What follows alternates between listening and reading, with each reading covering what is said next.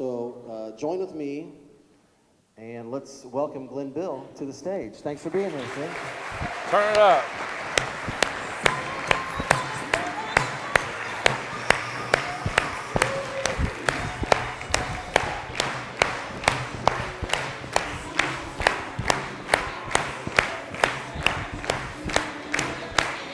Lesson to learn.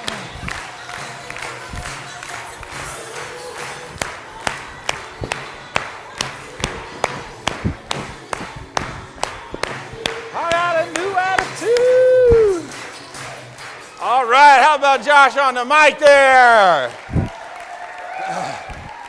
It's such an honor to be here. I have a question. Raise your hands if you're dealing with somebody in your life right now who has a difficult attitude. Raise your hands. Those of you who did not raise your hands, you probably have the difficult attitude. It's so good to be with you right now. Very excited to talk with you and share with you some ideas that will hopefully open your mind, wake up your spirit, help you analyze how you're thinking about life and how you're thinking about your attitude. You know, most people don't know how to define attitude. Very few people were ever asked how to define attitude. Do this for me. Finish this saying. Attitude is... Right, we've heard it. Attitude is everything. How many people believe attitude is everything? Say aye. Right. How many people have taken a course on attitude? Say aye. Oh my gosh. How many people have read a book on attitude in the past year? Say aye. How many people read that book and it was my book? Say aye. How many people have ever heard me speak before? All right. I'm far less famous than I thought I was in Indianapolis or in Nashville. So let's start first with good old Webster's definition of attitude. Does anybody want to try to define attitude? Anybody? Like you get out of this 30 minutes, just so you know, I'm only on for 30 minutes. Attitude, the way Webster provides it or says, is it's the way you dedicate yourself to the way you think. Right? It's the way I dedicate myself to the way you think. Napoleon Hill once said that you become what you think about all day long. My question to you today is, what are you thinking about all day long? And are you dedicated to positive thought, or are you dedicated to negative thought? I'd like to know what affects your attitude. Anybody want to tell me what affects your attitude on a daily basis? Anybody? Yes. Your personal life, there's no question about that. Oftentimes, especially in real estate, we know people with a very tough personal life have very tough results when it comes to real estate. I can assure you that understanding well, you know what? We all have two things in common, right? We all have two things in common. They're called problems and they're called relationships. That's what I'm here to talk to you about today. How to get through our problems, how to increase our relationships, and how to leverage your attitude to hopefully help you produce more, to help you have better relationships with your spouse, your children, your friends, and most of all, those people who really affect our attitude the most, called our customers, right? How many people's customers affect their attitude? Say aye. How many people had an appraiser affect their attitude recently? Say aye. Lord knows that's true. So as I traveled around the nation and talked to people about attitude in groups, and we do focus groups, I found out that there's really three big mistakes that people make when it comes to attitude, and I'll run through those very quickly, and you can tell me if this is you. Number one, and it happens to be ABC, is called attitude addiction, right? How many people have ever dealt with addiction in their life? Not personally, but somebody they know or their family, right? Very, very stressful, very, very negative. My question is are you addicted to your attitude? Are you addicted to a way of thinking that is not helping you produce the life that you want? See, attitude is simply a way of thinking. I have increased the definition to say it's really about your emotions too, right? It's like how you feel about what you think. You know, what are you focusing on? Are you focusing on what you can have, Or are you focusing on what you can't have? Are you focusing on what you could be? Or are you focusing on what you're not? Right? Are you focusing on what you should do and could do? Or are you focusing on what you don't do? See, all these questions affect how you think. And in turn, it's how you feel. Ultimately, we know this. You feel what you focus on. If you focus on crap, you feel like, right, people wake up, God, I just don't feel good today. I'm like, well, what the hell are you focusing on? Right? Maybe we should stop watching the news, right? Let me ask you this. What does the local news have to do with your success in real estate? Zero. What does MSNBC or Fox News have to do with you going out and listing 5 homes a month? Zero, right? So what happens and what we know is that attitude, I'm not going to change your attitude in the 30 minutes that I'm talking today. Right? Attitude is a day-by-day process. And I wrote this book called The ABCs of Attitude because it's written at a 6th grade level. That's about where I'm at.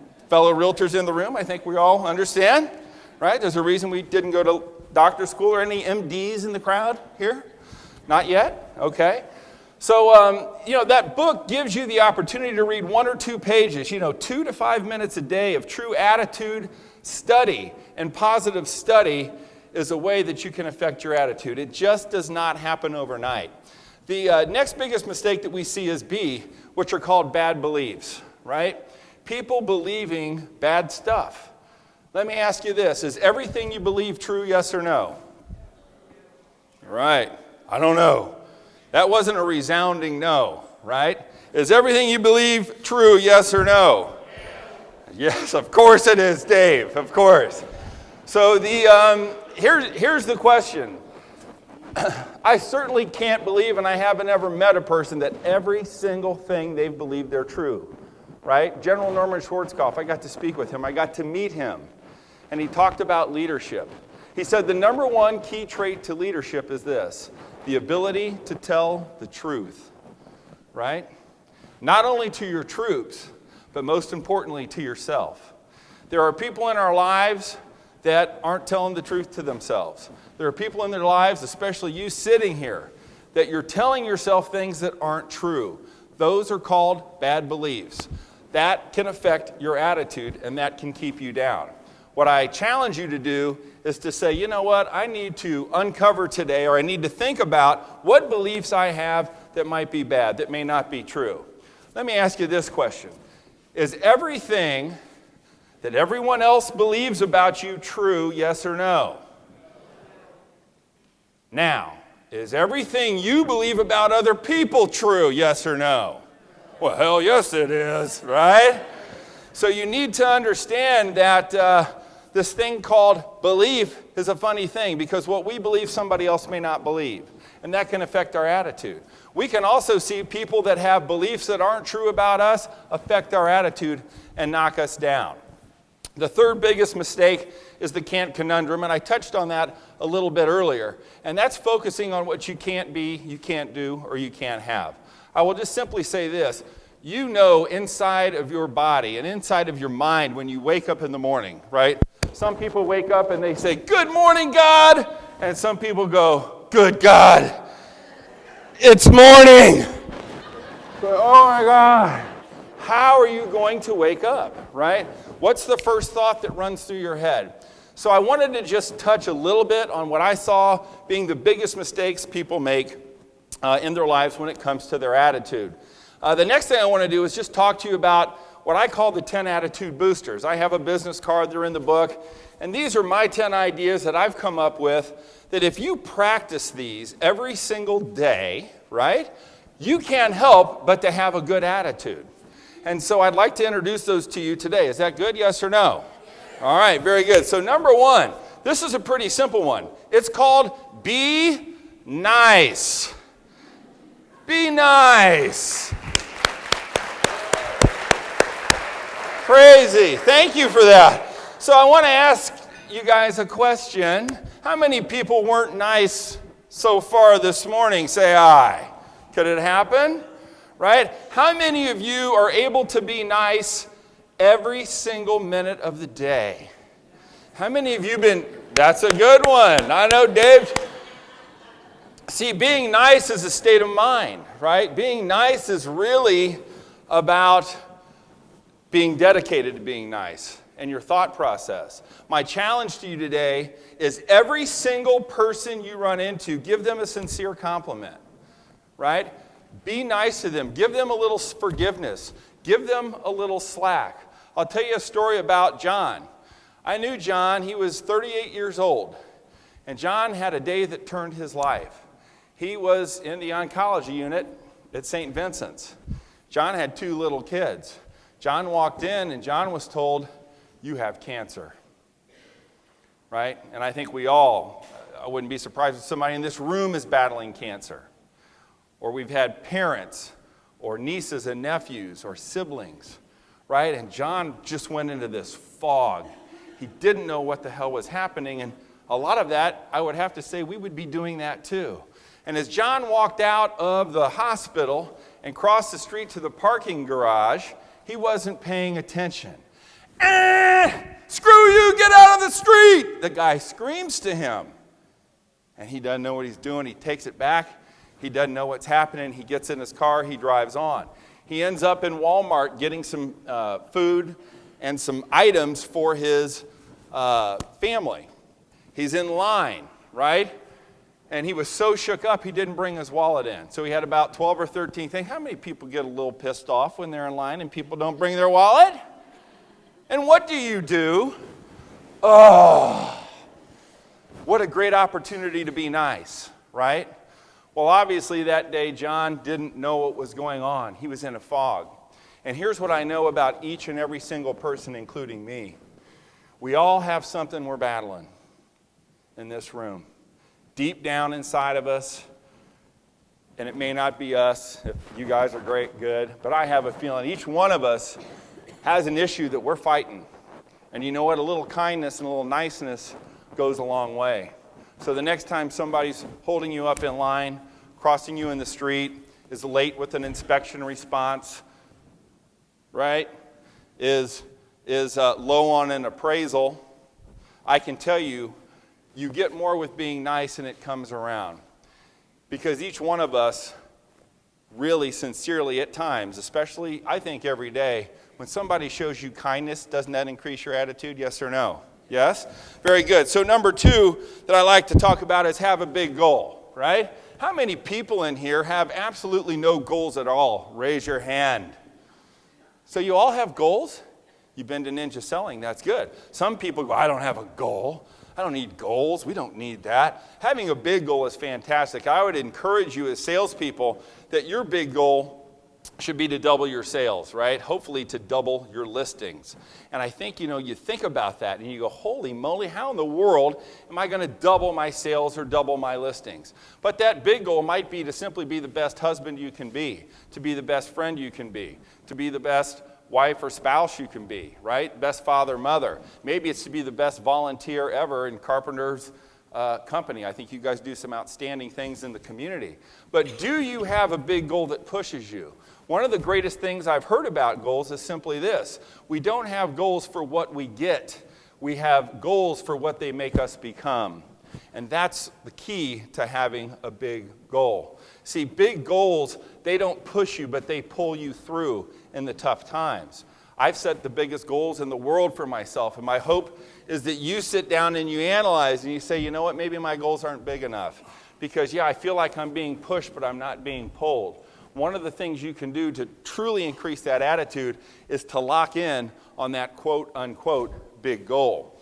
So if you would, just think about that. Now, these 10 attitude boosters, I know you're all saying, Glenn, I've heard this before. This is all stuff that I know. Well, I want to ask you a question. The question is this: how good are you at it, right? How good are you at it? So as we go through the 10, how nice are you on a scale of 1 to 10? Rate yourself. Then go home and tell your spouse and say, am I this nice? And they will probably take you down a few notches, if I had to guess, right? As far as a big goal, rate, is this goal a 10 goal or is this a 7 goal?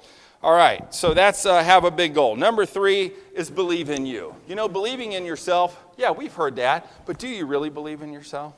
Like on a scale of 1 to 10, how much do you believe in yourself?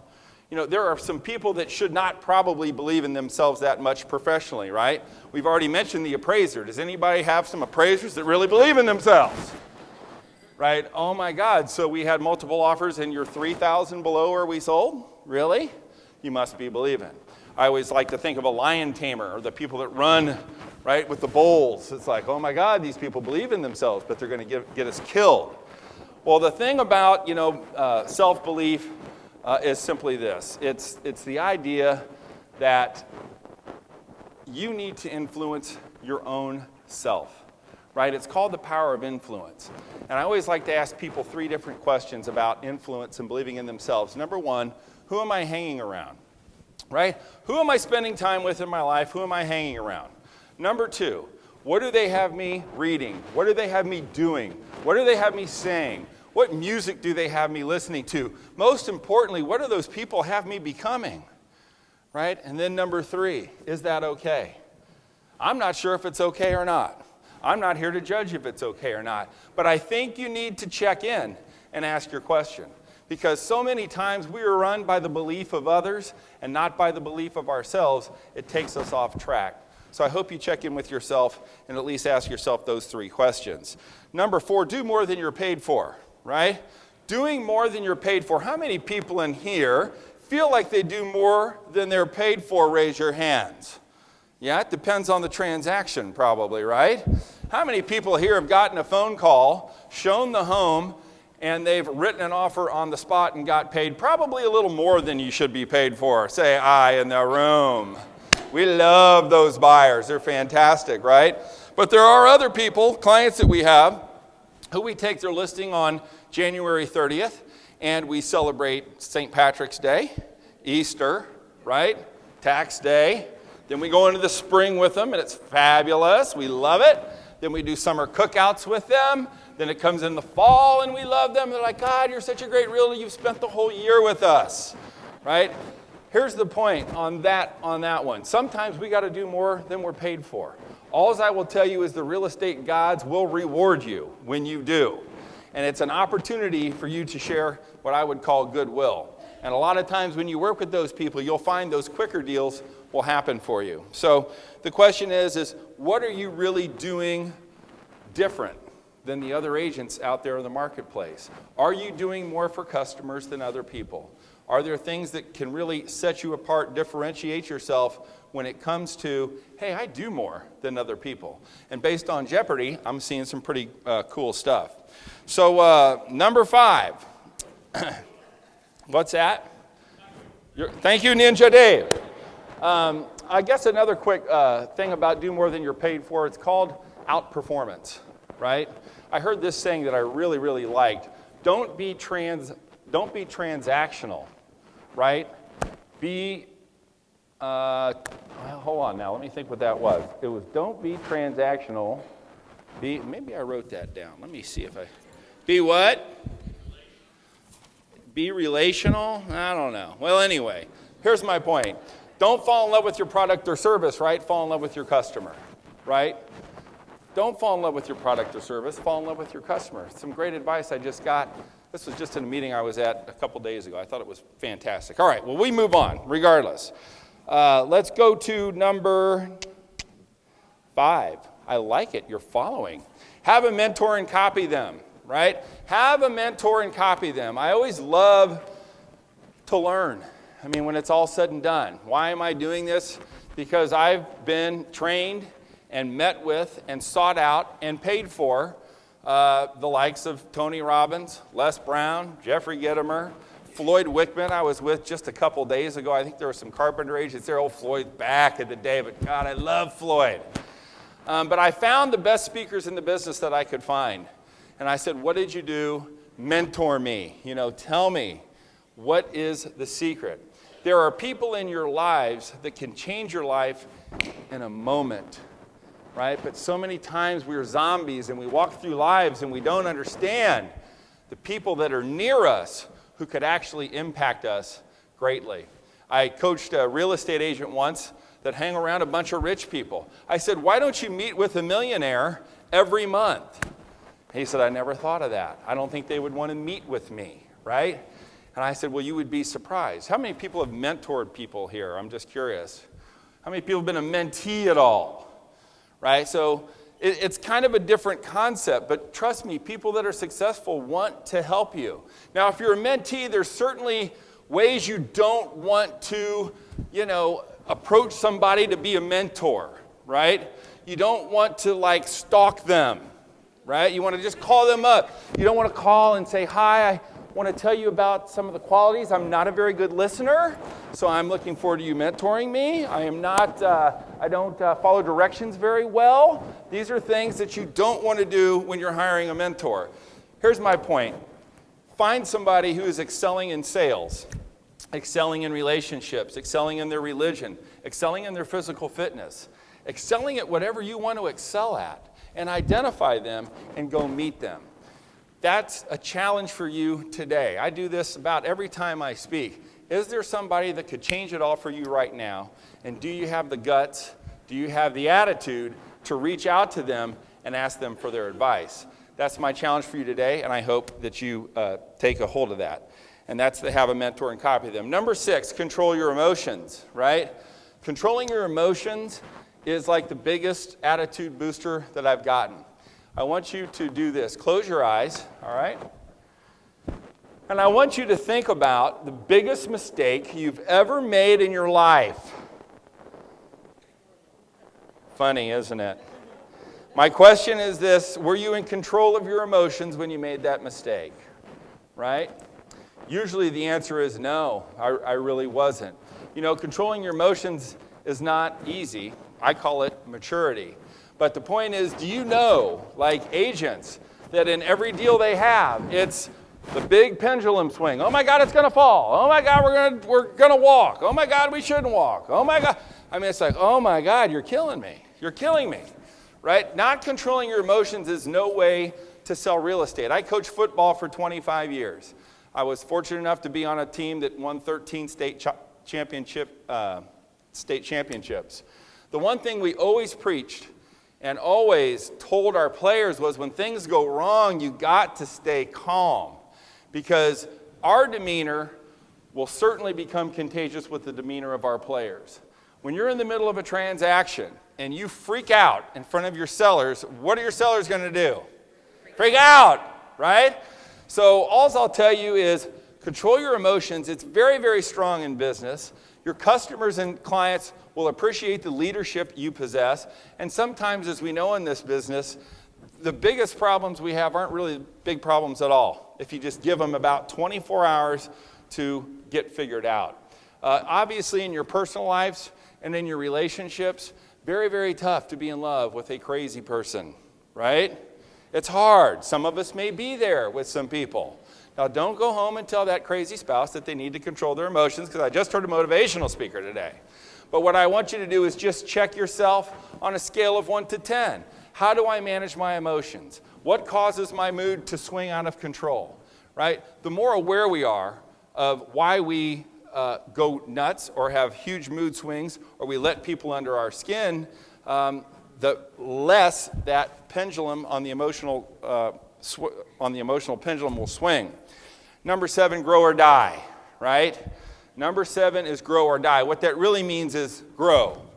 It's like, God, Glenn, is there only 2 choices? Like grow or die? Isn't there like a choice in between? I would hope that there might be.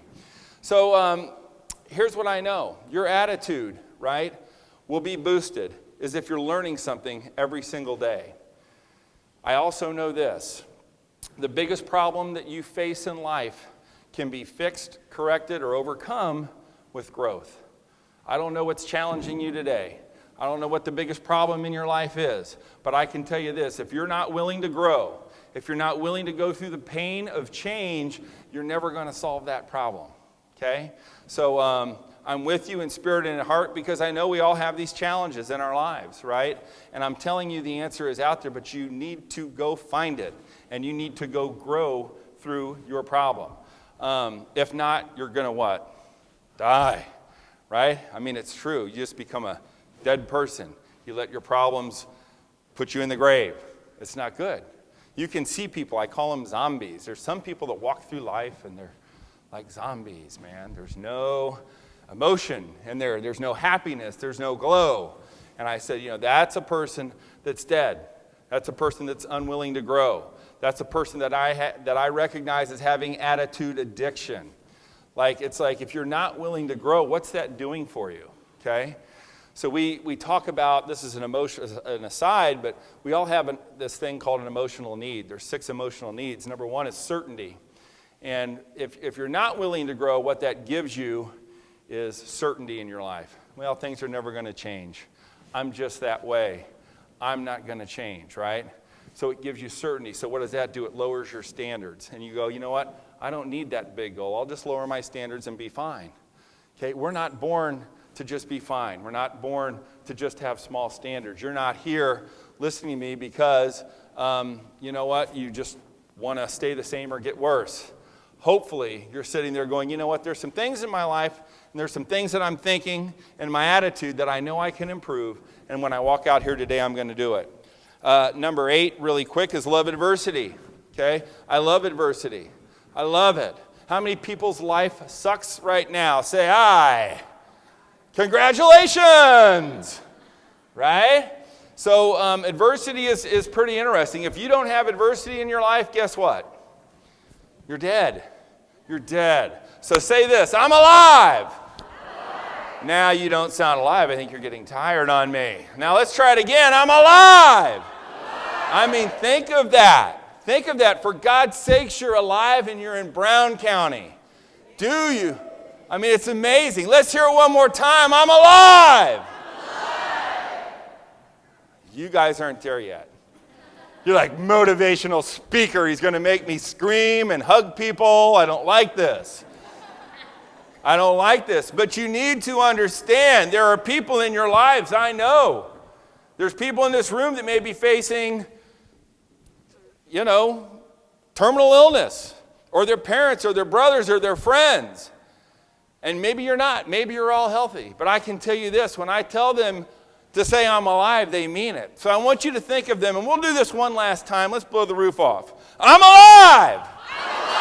Yeah! Now that's what we're talking about. That's the way to start the day with a great attitude. Just the realness of thinking this amazing body of mine, this incredible life, these incredible people that I get to work with, that I'm going to be nice to all the way out the door, right? Every single chance I get, things are going to change for you. So love adversity. Adversity, how many people would like to be considered a person of perseverance? Right? He's a person or she's a person that really perseveres. You can't understand and you cannot build the perseverance muscle without adversity. Right? So whatever you're going through, whatever adversity you're going through, please know that it's building your perseverance and it's creating the great person you're meant to be. And then number 9, just very quickly, eat right and exercise is huge. So we know that when you move, when you exercise, endorphins are released, serotonin's released in your brain, and you become happier.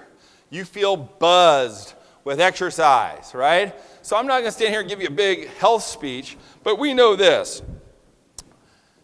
Exercise and eat right is a great way to manage your attitude. How many people have ever eaten a whole pound cake with a gallon of ice cream and felt awesome?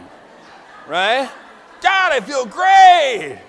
No, they don't. Usually you're doing that. I'm depressed. I'm going to go do what? Eat a whole gallon of ice cream and get more depressed. Right? I think we all know. Challenge to you today on a scale of 1 to 10. How well do you eat right? How well do you exercise? And what can you do today to make that change? And then number 10, the last thing, which I think Carpenter embodies so well, and I know you're getting ready to talk a little bit about it. And I think it's a principle that we all need to understand and we need to live through. I started the University of Attitude because of number 10. Be a part of something bigger than you. Right? Be a part of something bigger than you. You guys are a part of Carpenter Realtors. I know Carpenter Realtors does amazing things throughout the state. I know they're run by servant leaders who care about each and every one of you. The leaders of this company feel that they're doing something bigger than them. I hope that you guys feel that you're doing something bigger than yourselves, which is Carpenter Realtors. It's an inverse relationship here.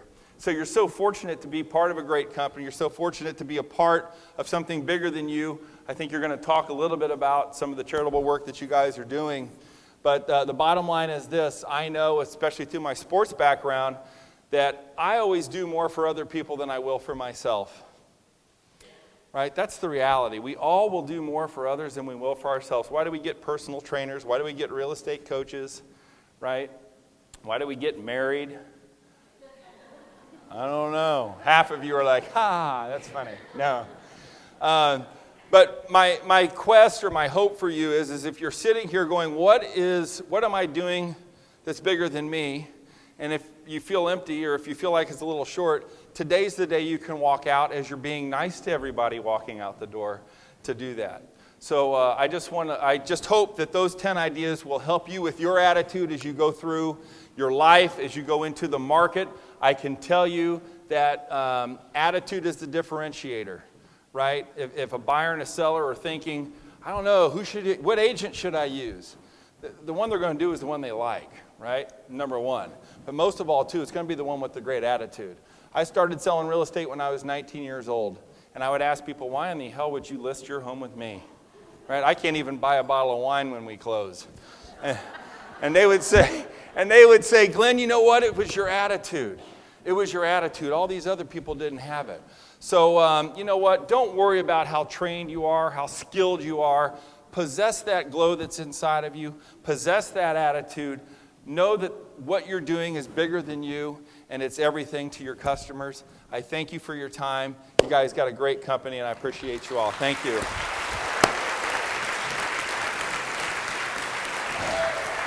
Thank you. Thanks, Ted. Appreciate it. Oh, thanks, buddy. Oh, I appreciate it. Thank you. Good to see you too. Thank you.